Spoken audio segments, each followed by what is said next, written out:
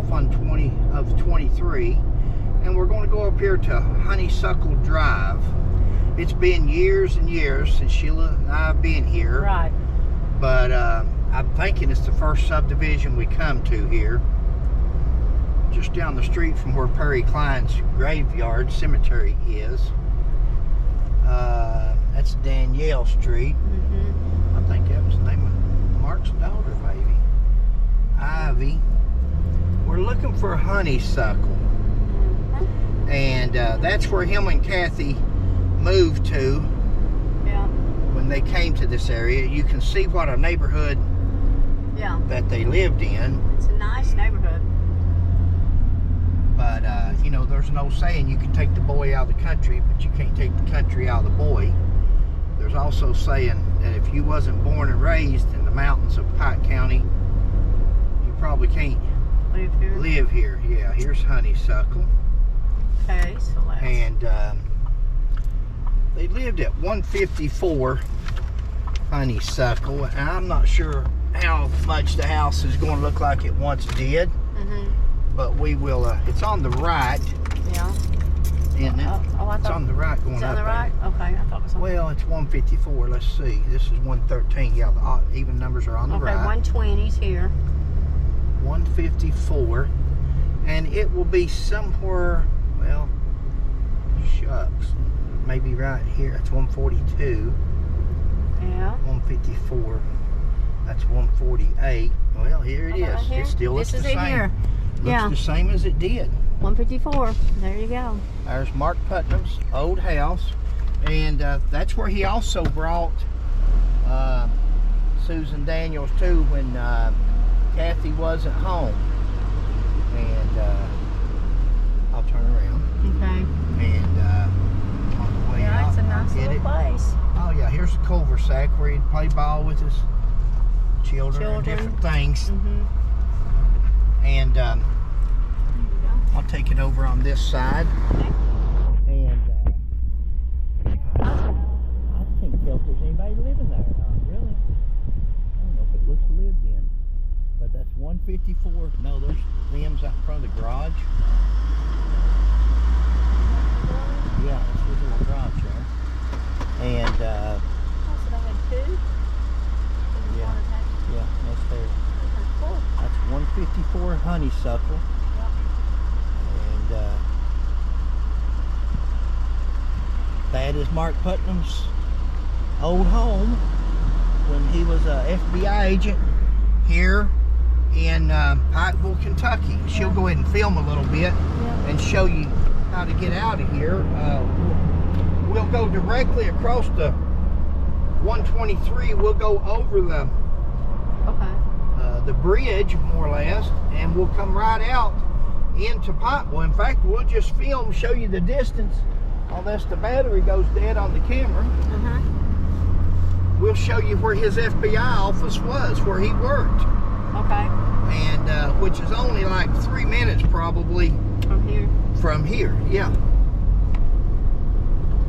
I think he used to run this. He'd run to the office and jog, and had a pretty good life. Just shows how easy it is to make a mistake and mess up. I mean, the affair was one thing, but the murder, that just definitely, you know, the affair he could have gotten over and they could have got through it. But and I'm sure he's thought about that a million times. So here's the bridge we're going over. Poor old Susan. Yeah, we're going over the bridge. See down through there? So that's 23. Now right up here, welcome to Pikeville. Yeah, I've seen that. And here we are. We're in Pikeville. Right up here on the right is where the Perry Klein Cemetery is. Yeah. Then on around the curve is where Pikeville College is. Or Cotton Top. Where the hanging, where the hanging, the historical marker is. Right. And in fact, Sheila and I may get out and walk tonight and go up and do a video on Octavia Hatcher. Yeah. That's the lady that was buried alive in her casket. Sad story. And we'll do a story late tonight on that. Bless her heart. We're not going to be staying far from it. Our hotel isn't. And we'll do a story on that hotel also that we'll be staying in. We've discussed that in another video, but I don't know if it's going to be before this one or after it. But we've got an interesting You'll have to watch them all to find out. Interesting place to stay tonight that's got some history to it. Yeah. And Oops.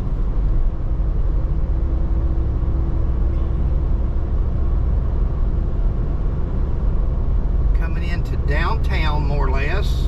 Right. Yeah. And if you'll take the road up there about where that car is right now to the right, that takes you up to Cotton Tops, to where Cotton Top was hung in that area. Okay. Right here to the right. This road right here to the right takes you up to the where the college is. Yeah. And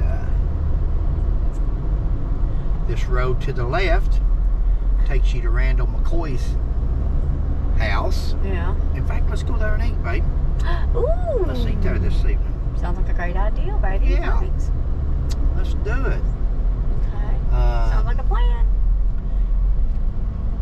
Here's the grate. Is this the... That's Octavia. Ain't that it right up there? I think so. Octavia Hatcher's grave. That's the grave. So Cotton Top And is down through... Here's the courthouse over here to the left. You can't see it for that building there now. School art. But we're going to turn left right up here. Okay. And in fact, you're going to see a monument there on your right of our former governor, Paul Patton. And we done a video on Paul Patton and him being the governor and leaving office more or less in disgrace. And that's what this story is about. It's just political corruption and politics, and Sad. that's how we came up. Now right here on the left, that red brick building, which we'll park. Okay. We shouldn't be here very long. You can turn it off and we'll start again. This is the courthouse where back in the 80s the FBI office was at. Mark Putnam's office was right there. And Ron Poole, the other agent. There was 2 resident agents here in Pikeville during the 80s. And it was Special Agent Mark Putnam, Special Agent Ron Poole. All FBI agents, I think, are special agents. The courthouse is right down here. We'll show you in a minute. And Detective Hatfield and myself worked for the Sheriff's Department here in Pikeville. And we, through working undercover drug detail for 2.5, 3 years, we uncovered more than we wanted to. We discovered that our sheriff was corrupt. Our sheriff was protecting certain drug dealers, and certain ones he wanted arrested because they were of the opposite party or contributed to his opponent, and certain ones he wanted left alone because they contributed to him. We walked up the street here, and Mark came here in February of 1987. Ron Poole came here shortly after, and that's the 2 agents that we would come and give tapes, different things that was going on at the Sheriff's Department, papers that the sheriff had marked out for us not to arrest when we get ready to get arrest warrants on drug dealers. And unbeknownst to us, in the meantime, another deputy had hooked Mark Putnam up with an informant. And it wasn't just an informant for Mark, it was an informant that could go back to the Sheriff's Department, and the information wherever Mark was at with our information, it was also available to them. At that point they knew that we had been coming to see Mark and Ron. Anyway, Mark ended up killing his informant. He ended up getting her pregnant, and he killed her. And we've taken you, if you haven't seen it by now, we've gone to the hotel where she stayed the night, and took you to the murder spot where he actually killed her at, took you to where he threw her out of the car at, and over the embankment. His home place, where Agent Ron Poole had picked her up at the Freeburn Post Office. And this story here, Mark was transferred to Miami, Florida. And after he was transferred to Miami, Florida, he came back into court another time, June the 8th of '89. And Agent Ron Poole had picked Susan Smith up at Freeburn, Kentucky, near where her sister lived. And he had brought her to the Landmark Hotel down here to meet Mark. That's where Mark was staying. Mark was having court in Lexington at the federal courthouse, but he was staying here in Pikeville.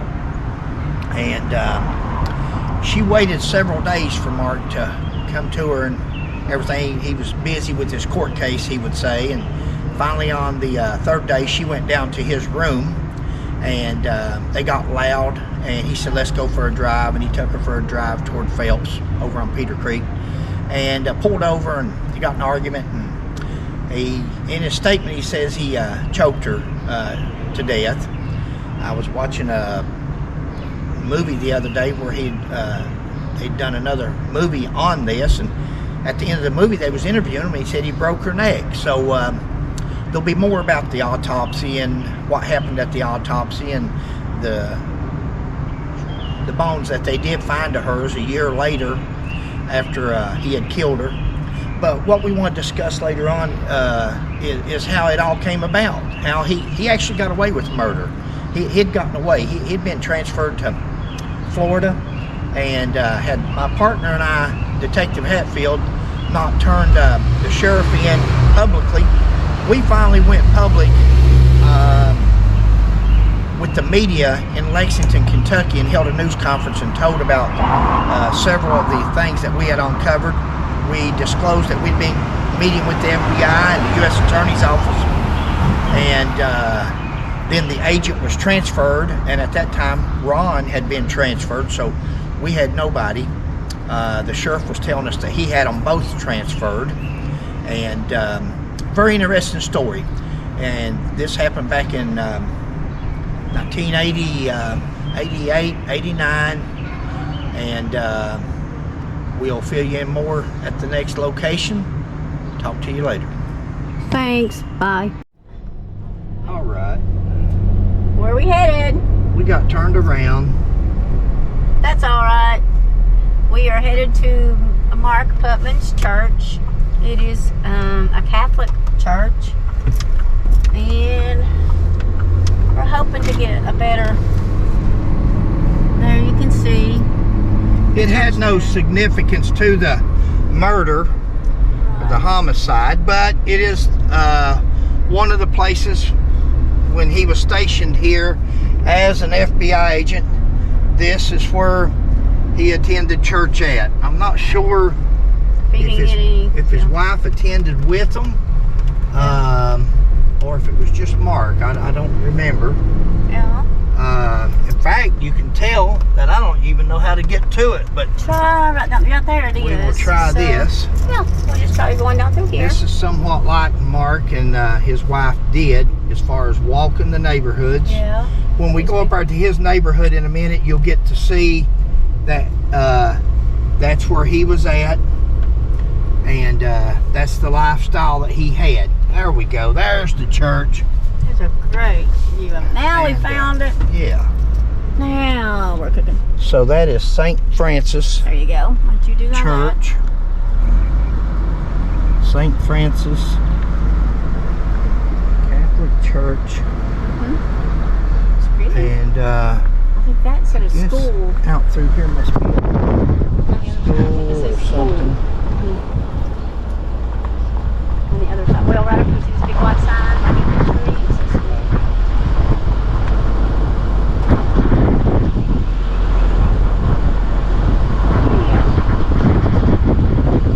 Alrighty.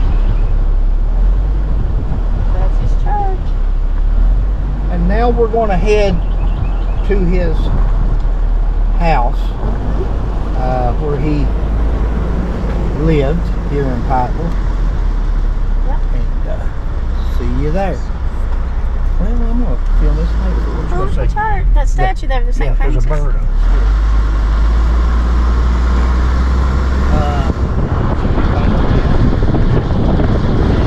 That's the question. Here, you can film. Okay, it looks Or like you a can nice, kill it there if you want. nice Yeah, little beautiful though. It's neighborhood. beautiful. Yeah. You know, a lot of people don't know this, but back in the years, back when coal was really abundant, and there was a market for it. Yeah. And Pike County, which was the richest, had the most millionaires of any county there was, or something like that. I'm probably screwing that all up, but there's some kind of a record that I'm not. The good thing about this story here, I don't have to play keeping it real. So if I'm incorrect, I'm incorrect. But anyway, there was more millionaires in Pike County at one time than so many other places or something, because there were so many coal miners, co-industry, co-operators, and they was making a fortune from producing coal. There's a Pike County Library. Sheila and I have been in there many a time looking through microfilm and researching for the Hatfield McCoy feud. Yeah. And so you can turn it off now. Catch you on the next one.